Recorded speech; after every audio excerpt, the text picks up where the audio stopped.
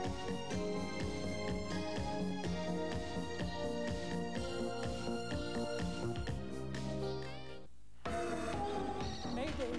Mayday! This is Commander Rick calling Earth. Come in, you surface dwellers, you prisoners of gravity.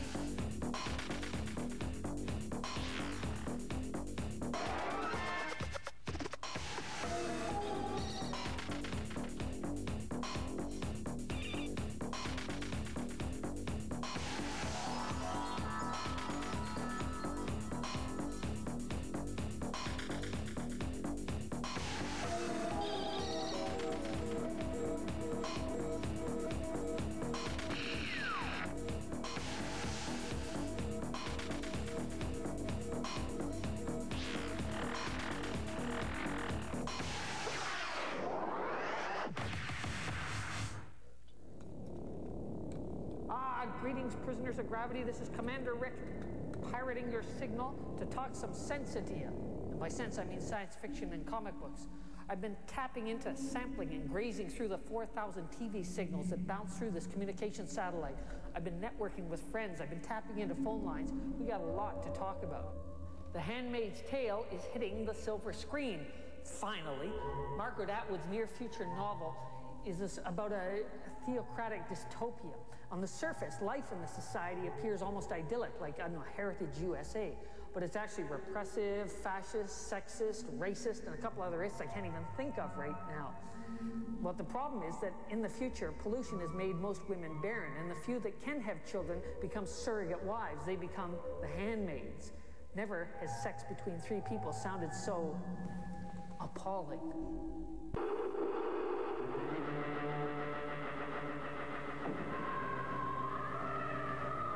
Once upon a time in the recent future, a country went wrong. The country was called the Republic of Gilead. Ecological disasters ravaged the land, resulting in civil war, political turmoil, and widespread sterility.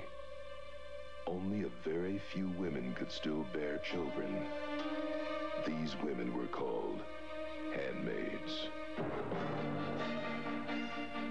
What'd you do? How'd they get you? We tried to cross the border. What about you? Gender treachery.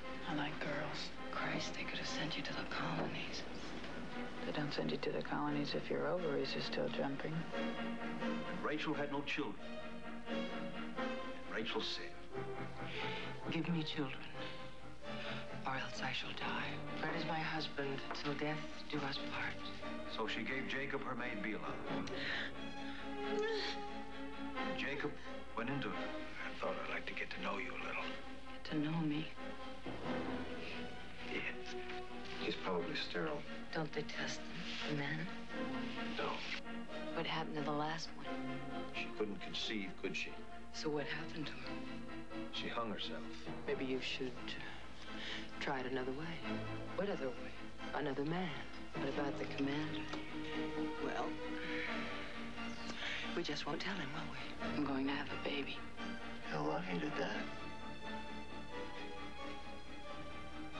So will she. Come on. You know it's yours. And I won't let them get it. You want to get out.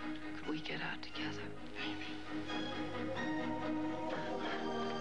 Natasha Richardson, Faye Dunaway, Aidan Quinn, Elizabeth McGovern, Victoria Tennant, and Robert Duvall as the commander.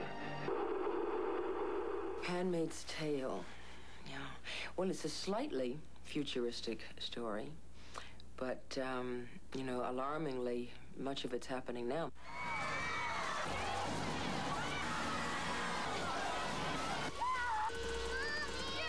It's about a very ultra-conservative, ultra-right group of people who come to power. And it takes place in future time where various environmental problems of the earth have created a rather barren race. So that very few people have the ability to have children. You're healthy, you're free from infections, and you're the only ones whose tests are positive. You're the lucky ones. We're the lucky ones. Amen. You're going to be handmaids. You're going to serve God and your country. A fascistic state has emerged in which there is a whole underground, in which there's a lack of freedom for people, in which the whole personal identity and personal liberty has been sacrificed. Well, the question is, of course, how do you create a world of the future when you not deal with Star Wars on Martians or spaceships, but it's right here, right now, just a few years from now. So the buildings don't change, the flowers are still the same, the people are different. Their behavior is different, the social rules of their game, the customs of the country are different. And that's what we worked for. That's where you need very, very good actors, because they have at the same time be their character and yet be just a little bit off, just a little bit tilted. A film is made in 1962 and then it doesn't hit the silver screen for 28 years? Strange, right? That's what happened to Carnival of Souls. It's a spooky little black and white ghost story filmed way back in 1962. New Yorker magazine described it as topper, directed by Ingmar Bergman. It has finally been released in its original uncut form, and you can catch it. The movie, like all great cinema from the 20th century, starts out with a car crash. Hey, Joe, drag your foot, boy. Look what we got here. Hey, you want to drag, huh?